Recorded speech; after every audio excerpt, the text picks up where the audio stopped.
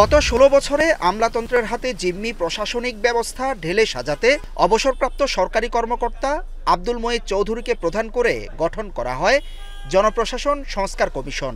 ক্ষমতাচ্যুত আওয়ামী লীগ সরকারের সময় পদোন্নতি, পদায়ন ও আর্থিক সুবিধা বঞ্চিত হয়েছেন অনেক কর্মকর্তা। গত ৪.৫ মাসে সাবেক সচিব, অতিরিক্ত সচিব সহ মোট ১২ জনকে গ্রেপ্তার করেছে পুলিশ। সবকিছুই মাথায় রেখে কাজ করছে সংস্কার কমিশন। কাজ শুরুর পর থেকে তারা বিভিন্ন অংশীজনদের সঙ্গে মতবিনিময় করছেন। সোমবার চট্টগ্রামে সংস্কার কমিশনের সভায় আইনজীবী, প্রশাসনের কর্মকর্তা, সাংবাদিক, শিক্ষক ও ছাত্র প্রতিনিধিরা তাদের মতামত তুলে ধরেন। সেখানে উঠে আসে স্থানীয় জনপ্রশাসন থেকে সচিবালয় সব জায়গায় রাজনৈতিক প্রভাব খাটানোর চিত্র। এ কারণে সংস্কারে প্রশাসনকে রাজনৈতিক প্রভাব মুক্ত, নিরপেক্ষ ও জনবান্ধব করার দাবিতে সবাই একমত। সংস্কার কমিটিকে সব সেবা সংস্থাকে যুক্ত করার প্রস্তাব আসে বক্তাদের তরফ থেকে। যারা ল মেক করে তারা ল ব্রেক করে।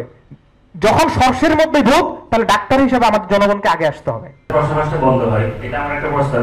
দ্বিতীয়ত হচ্ছে যে নিয়োগটা যাতে একটু সমাদিত করেন, যাতে প্রত্যেকটা ডিপার্টমেন্টের জন্য একটা পোস্টের জন্য দুইটা পোস্টের জন্য বারবার প্রতিযোগিতা না হয়। আপনারা মানে একটু সমন্বয় করে কাজ করবেন।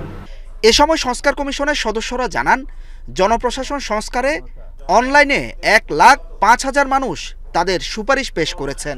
সরকারের পক্ষ থেকে যে জনপ্রশাসন সংস্কার কমিশন গঠন করা হয়েছে, ৩ মাসের মধ্যে প্রতিবেদন দেওয়ার কথা, আর মাত্র ১ সপ্তাহ সময় আছে। ইতিমধ্যে কমিশন অনেক কাজ করেছেন। আমরা প্রথমত অনলাইনে নাগরিকদের কাছ থেকে একটা প্রশ্ন দিয়ে তার উপরে তাদের মতামত চেয়েছি। প্রায় ১,৫,০০০ নাগরিক তাদের মতামত দিয়েছেন। জনপ্রশাসনের সেবাকে ঢাকামুখী না করে বিকেন্দ্রীকরণের সুপারিশ এসেছে অনেকের কাছ থেকে। সংস্কার কমিটির সদস্যরা বলেন, গত ১৫ বছর সরকার ও প্রশাসনের মধ্যে কোনো দূরত্ব ছিল না। তারা মিলেমিশে দুর্নীতি করেছেন। আমাদের দুর্বলতা আছে নেতৃত্ব, আমাদের জনপ্রশাসন এবং আমাদের সার্বিক কার্যক্রমের মধ্যে একটা সমন্বয়হীনতার কারণে আমরা এই পর্যায়ে যাইতে চাই না।